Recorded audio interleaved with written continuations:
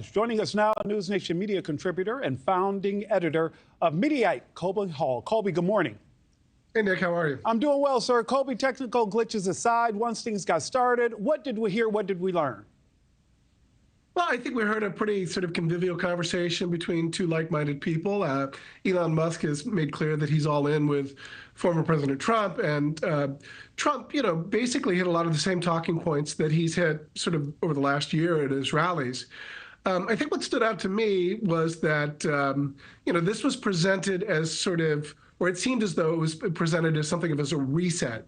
Trump went from being up in the polls somewhere up to 10 points to being even or even down a few points to Kamala Harris over the last 3 weeks. So this was, really hyped as, we heard the interview of the century. And, there were 1 million people that were tuned in roughly to this. And, I don't think that we heard anything new, right? I think what we heard was Elon Musk sort of expressing some sort of support and fealty to Trump. Trump did stay away from some of his traditional insults towards Kamala Harris, but most of his policy talking points were, it was nothing really new. There was no real news that came out of this. So, it was interesting. I do think the technical difficulties probably hurt a lot because it was supposed to start right at 8 o'clock, and it took 40 minutes or so for them to get it going, and that probably didn't help. Also made Elon Musk sort of probably embarrassed that even though he claims it was an attack, a cyber attack, it's not clear that that's what happened. So I'm not sure that this is going to move the needle or change the dialogue in the way that the Trump campaign had hoped. But Mr. Trump wasting no time going after Vice President Kamala Harris during the interview, saying this. Third-rate, phony candidate. Don't forget, I beat Biden. He failed in the debate miserably. We cannot have her. She's incompetent. She's as bad as Biden in a different. Yeah. Look, she hasn't done an interview since this whole scam started.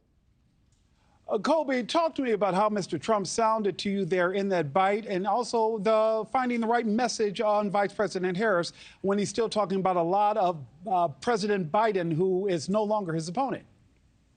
Well, I think it's clear that the Trump campaign and Donald Trump himself have struggled to find an attack approach that really lands with Kamala Harris, meaning, and by the way, I think there's the attacks that he says really resonate with his base, but that's not what's at issue.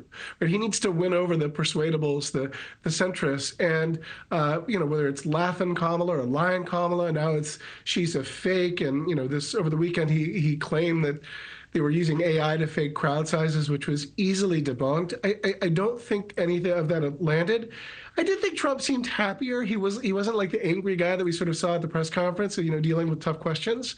There was a lot of people on Twitter, X, that noticed that he had a bit of a slur or lisp. Nothing like he was, sort of out of it or anything, but just that perhaps I don't know if it was the audio or where the mic was placed, but his S's sounded a little off, and there was a lot of people that made note of that. I don't think there's anything to that other than, haters are going to hate.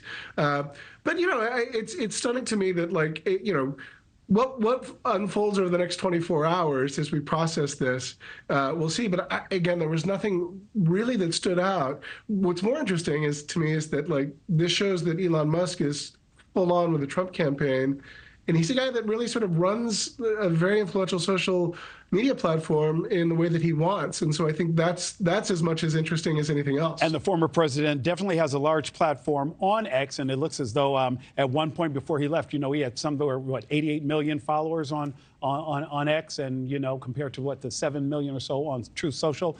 Thanks for watching, everybody. Go to joinnn.com to find NewsNation on your television provider. Also, don't forget to click that red subscribe button below to get more of NewsNation's fact-driven, unbiased coverage.